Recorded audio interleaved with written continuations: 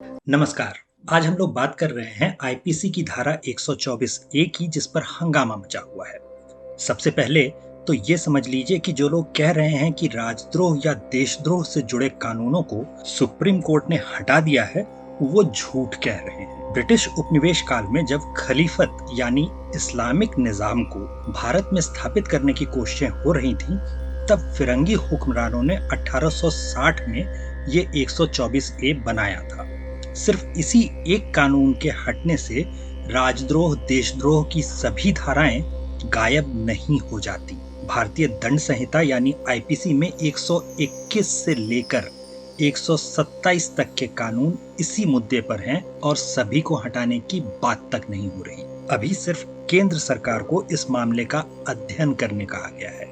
मोटे तौर पर धारा 124 ये कहती है कि कोई भी व्यक्ति जो भारत के स्थापित कानूनों के अंतर्गत बनी हुई सरकार के खिलाफ दुर्भावना या नफरत फैलाने का प्रयास करता है, उसे राजद्रोह का अपराधी माना जा सकता है। इसका मतलब ये है कि अगर आप किसी राज्य या फिर केंद्र शासित प्रदेश की सरकार की कड़ी निंदा भर कर दें, उसकी नीतियों तक के खिलाफ सोशल मीडिया पर कुछ लिख दें, तो आप पर ये धाराएं लगाई जा सकती हैं। बिहार में हाल में ही ऐसे कुछ एक कानून लागू हुए थे, जिस पर काफी हंगामा भी मचा था।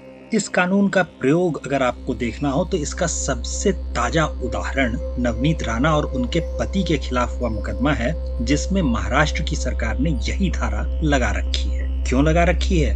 क्योंकि वो लोग महाराष्ट्र के मुख्यमंत्री के घर के सामने हनुमान चालीसा पढ़ने की बात कर रहे थे। ये कानून हमेशा से अभी जैसा ही रहा हो, इसमें इतनी ही मुश्किल से जमानत मिलती हो, ऐसा बिल्कुल नहीं था। इस कानून का खुलकर इस्तेमाल करने वाली थी कांग्रेसी प्रधानमंत्री इंदिरा गांधी। जब 1971 से 1973 के बीच इसका इस्तेमाल करते हुए उन्हें लगा कि इस कानून के दांत उतने पैने नहीं हैं, तो उन्होंने अपनी जरूरत के हिसाब से बदलाव भी कर लिए। कानूनों के मामले में बदलाव हुए हैं या नहीं, इसे समझना बिल्कुल आसान है। अगर धारा में सिर्फ संख्या है तो वो मूल कानून है, जिसमें परिवर्तन नहीं किया गया। जैसे ही संख्या के बाद कुछ भी ए बी सी जैसा लगा दिखे, तो इसका मतलब है कि संशोधन हुए हैं। इंदिरा गांधी ने इस 124 ए को कॉग्निजेबल ऑफेंस बना दिया था।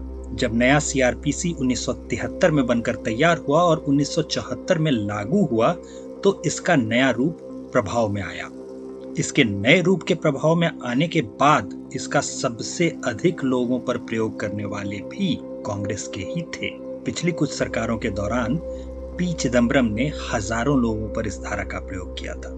जी हाँ, 10, 20, 100, 50 की बात नहीं कर रहे हम, हजारों लोगों पर। हो सकता है कुछ मासूम भोले भाले क्यूट लोगों को कॉग्निजेबल ऑफेंस और नॉन कॉग्निजेबल ऑफेंस का अंतर नहीं पता हो। क्या हो जाएगा अगर कोई non cognizable offence cognizable offence हो जाए? इसे सीखने का आसान तरीका यह है कि नजदीक के किसी भी थाने में जाकर अपना मोबाइल फोन चोरी हो जाने की रिपोर्ट लिखवाने की कोशिश कीजिए। आपको इस काम में काफी दिक्कतें आएंगी। अब आप अपना बयान बदल दीजिए और कहिए घर लौटने के रास्ते में संभवतः कहीं गिर गया। चोरी हुआ या नहीं ये पता नहीं, अब रिपोर्ट आराम से लिख ली जाएगी। तो चोरी लिखवाने में जो हुई दिक्कत और गुम हुए लिखवाने में दिक्कत नहीं हुई, वही कॉग्निजेबल ऑफेंस और नॉन कॉग्निजेबल ऑफेंस का अंतर है। मोदी सरकार अपने पहले कार्यकाल से ही ब्रिटिश उपनिवेशवाद काल के कानूनों को खत्म करती आ रही है।